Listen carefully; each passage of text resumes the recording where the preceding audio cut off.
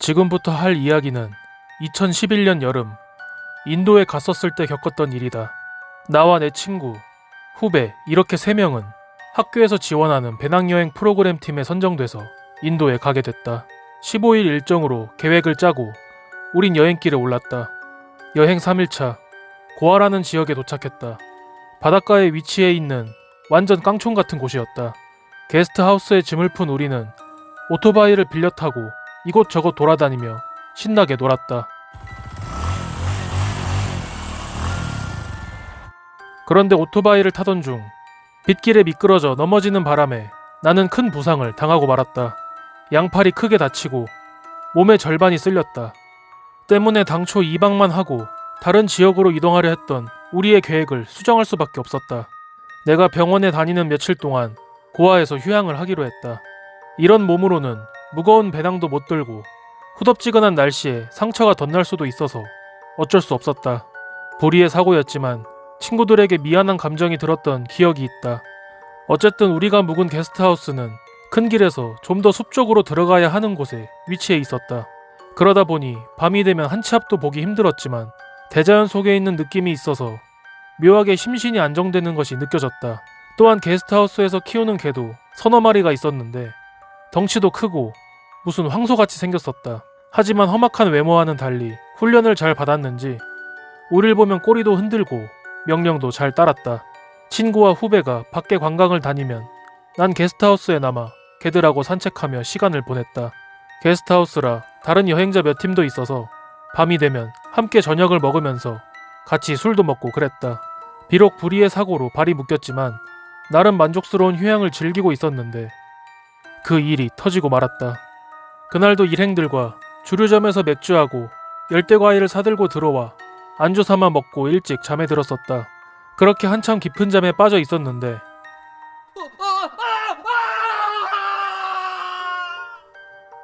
남자의 비명소리가 들려왔다. 그 소리는 매우 처절하고 컸다. 난 처음에 꿈을 꿨나 싶어서 잘못 들었겠지 하고 긴가민가 하고 있었다. 꿈이라고 생각했지만 혹시나 해서 아주 작은 목소리로 옆에서 자고 있던 후배에게 물었다. 야, 네 무슨 소리 안 들렸냐?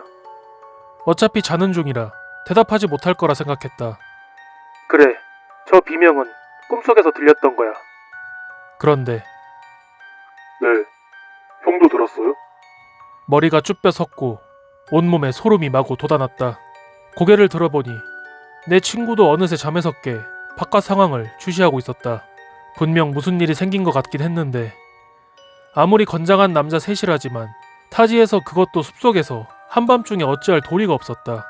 더군다나 나는 환자고 우리는 우선 무슨 일인가 살피려 문에 귀를 대고 바깥 동태를 살폈다.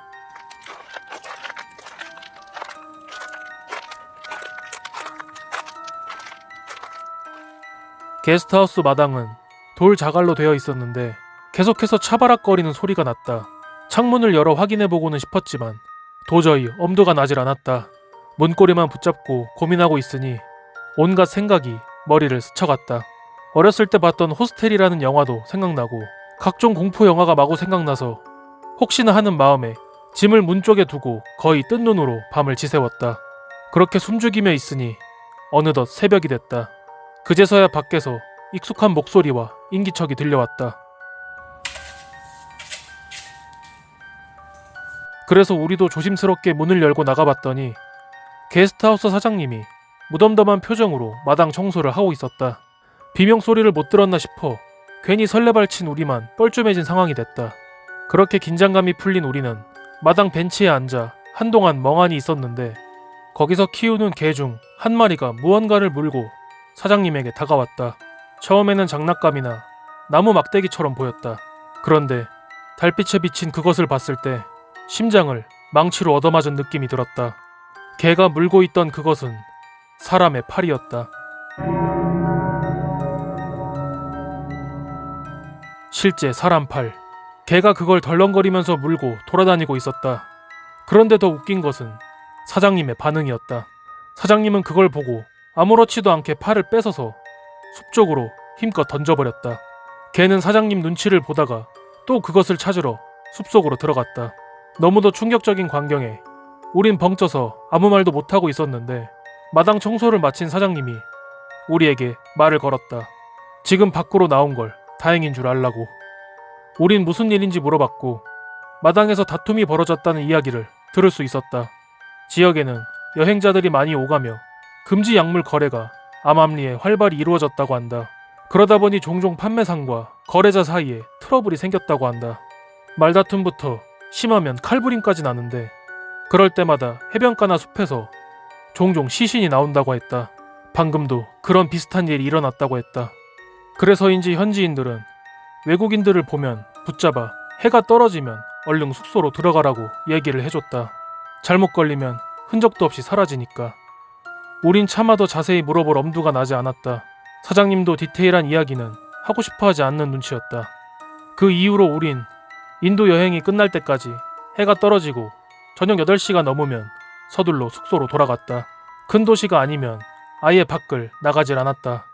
아직도 덜렁거리던 그 팔이 가끔씩 기억난다. 그런 걸 실제로 보게 될 줄이야.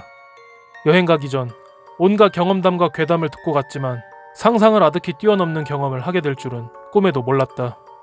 이젠 잘 모르는 곳을 여행할 때는 상식적이고 보편적인 루트로만 여행을 한다. 괜히 밤문화 구경한답시고 치안 안 좋은 곳에서 얼쩡거리다가 지워질 수도 있으니 말이다. 오늘 준비한 이야기는 여기까지입니다. 구독과 좋아요, 알림 설정은 저희에게 큰 힘이 됩니다. 시청해주셔서 감사합니다.